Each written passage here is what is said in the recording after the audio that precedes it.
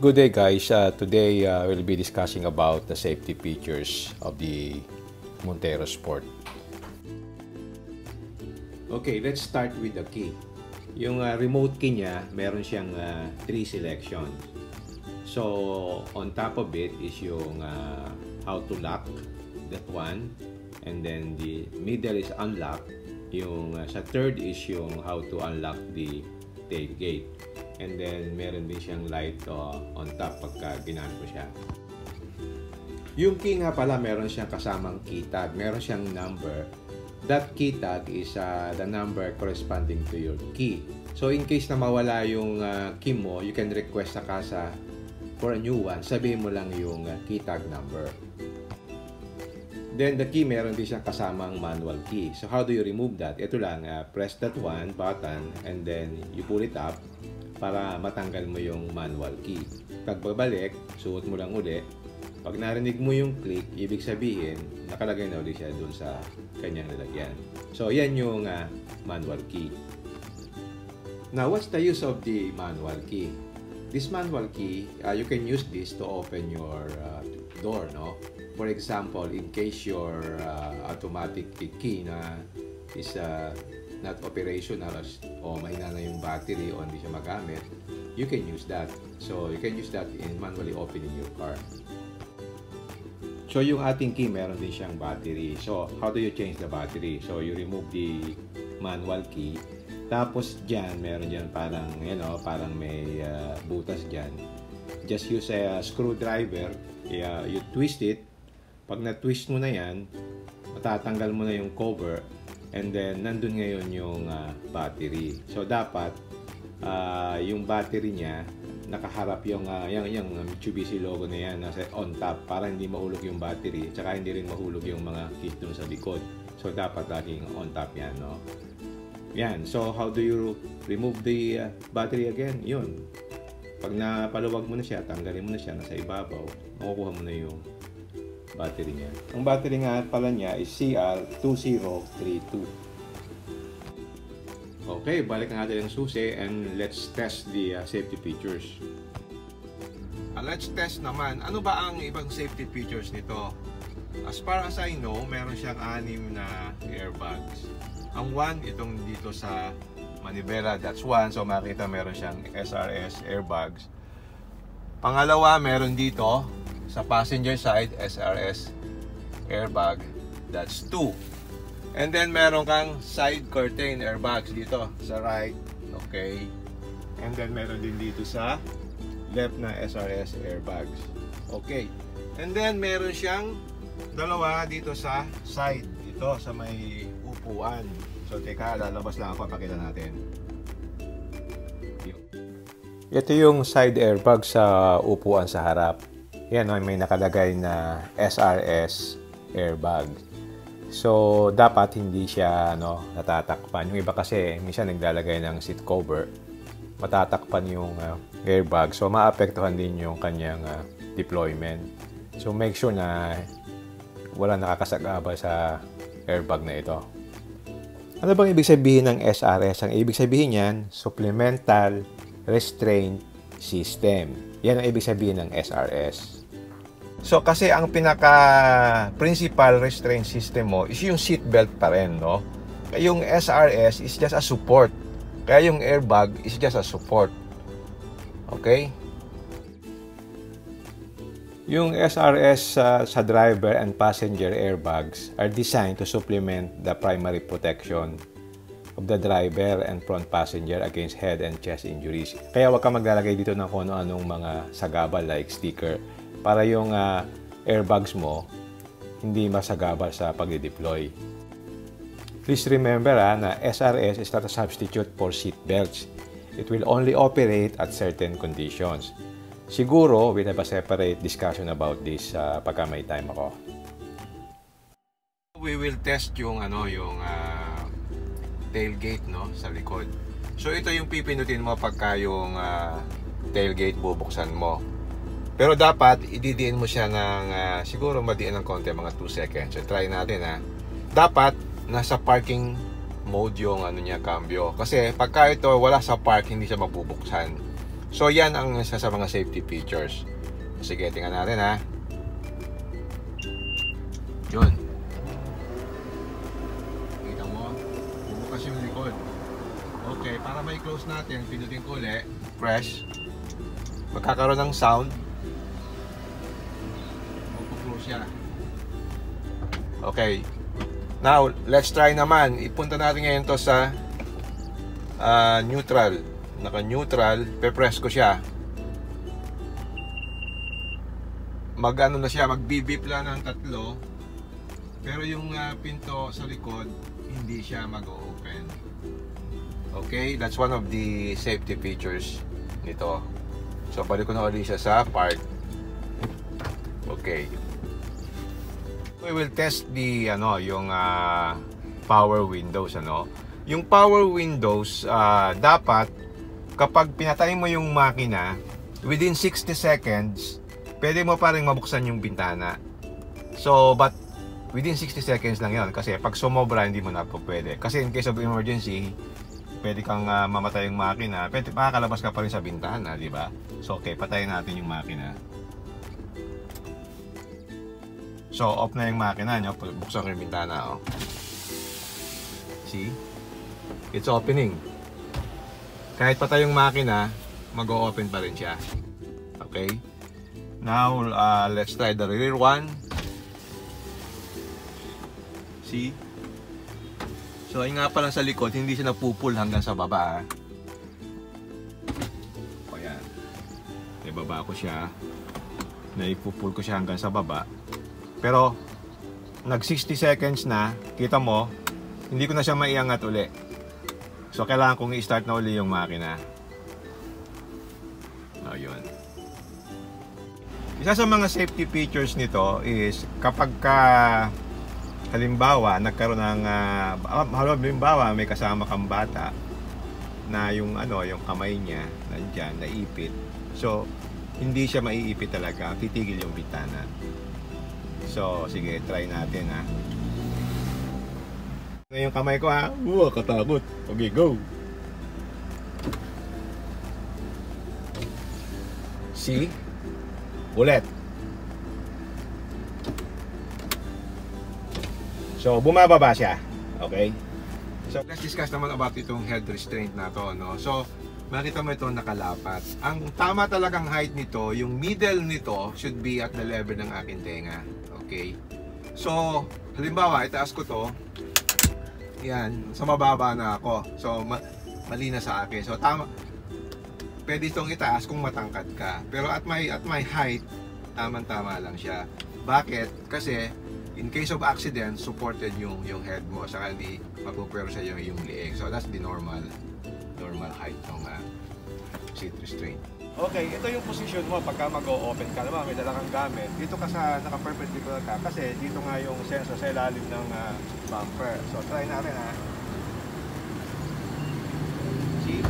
Mag-o-open siya. O sigurado 100% yung sensor mag-sense niya. Okay, sarado natin. See? Mag-close siya. Now, lilipat ako ng posisyon. So, halimbawa, kahit dito, hindi siya mag-o-open. Kasi nga, safety yun. Baka bigla po kasi yun, tamahan ka. Minsan, dito, nag-uubra, pero hindi 100%. Yun, nag-uubra din siya. So, pero ito mo, hindi siya 100%. So, ganun ang sistema, no? Okay. Closing naman, ito yung pipindutin mo pag close, no? Okay, close natin. Yun.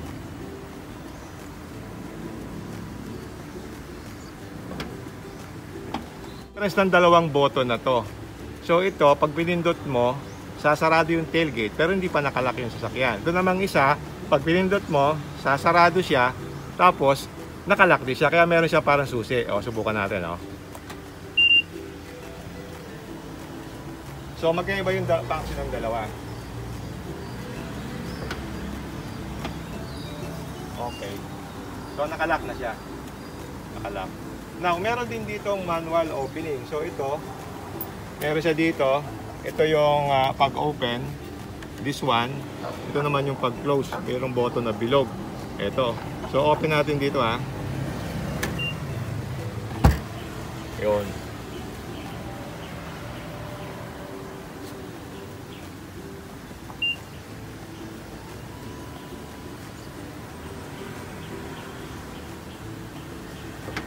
Ano naman itong seat sa likod? Meron itong secret dito eh. Pagka in-open mo siya, halimbawa, may kakarga ka, tataas mo to, di ba?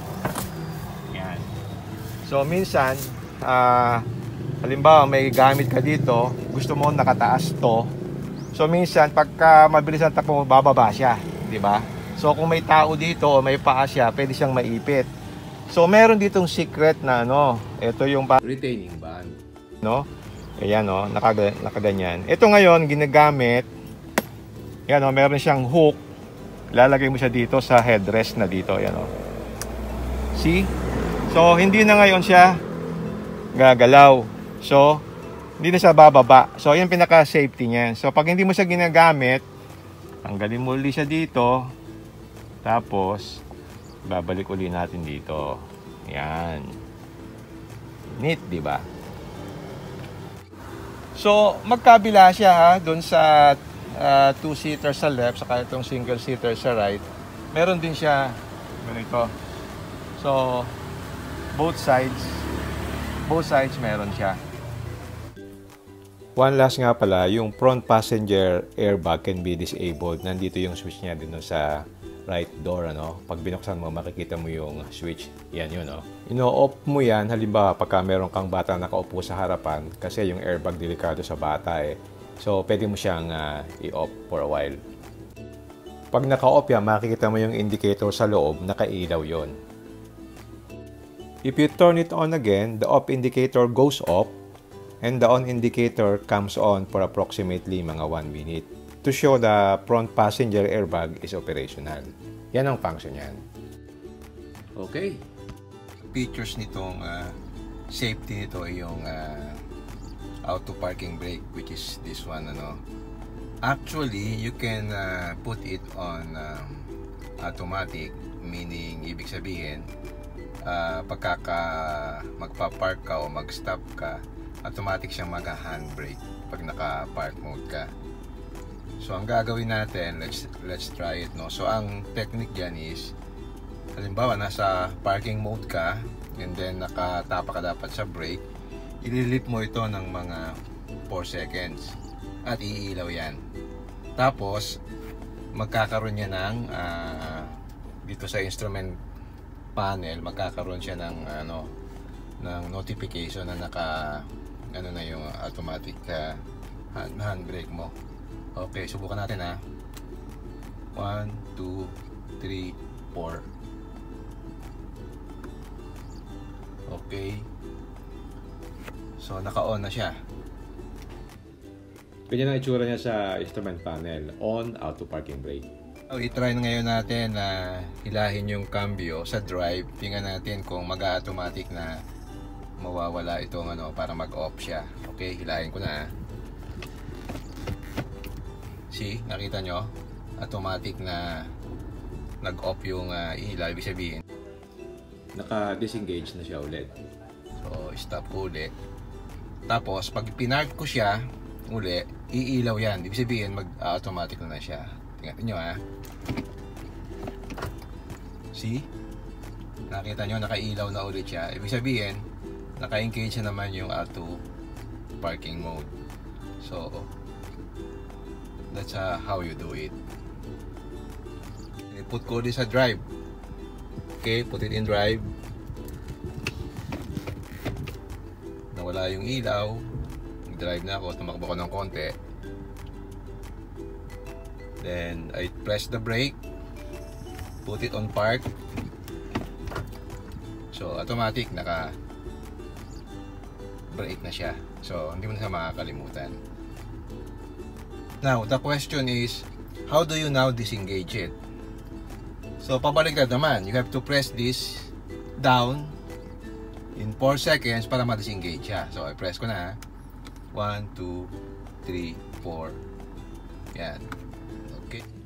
Lalabas na ulit sa instrument panel yung off auto parking brake. Okay. Now, let's try.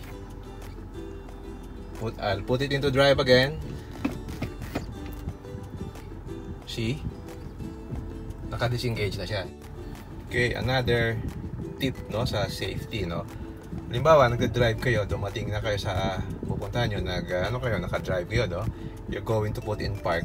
So, dapat, unahin mo muna i-activate yung parking brake. Yan. Bago mo ilagay sa park. So, mas madali siya. So, mas madaling siyang, pagka mag-operate ka ulit, mas madali siyang magagamit. Hindi siya mahirap hilahin itong cambio.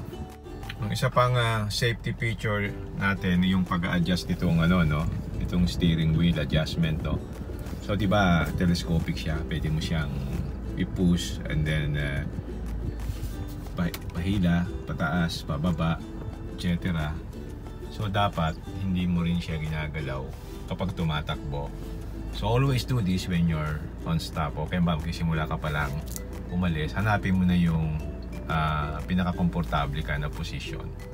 So, yan, isa sa mga safety features nito or safety tips ko. O, isa pang tip sa safety bago ka umalis, siyempre, set mo muna yung side mirrors mo, no? Yan, side mirror. Saka itong rear view mirror mo. So, normally, ang rear view mirror mo, pagka nasa day ka, ang settings niya, you push. Naka-push. Ngayon, pagkagabi, para maliwasan yung glare, ihilay mo siya. Yan, punda siya. So, again, pagka day mode, push. Pagka night mode, para maiwasan ng glare, pull. Okay? That's it. Okay, that's about it. So, I hope I have given you some ideas about yung safety features nitong Montero Sport 2020 model. So, if you like this video, don't forget to hit the like button and subscribe. Kung nakita nyo yung bell, press the bell para ma-notify kayo on my next video. Okay, see you again in my next vlog. Bye!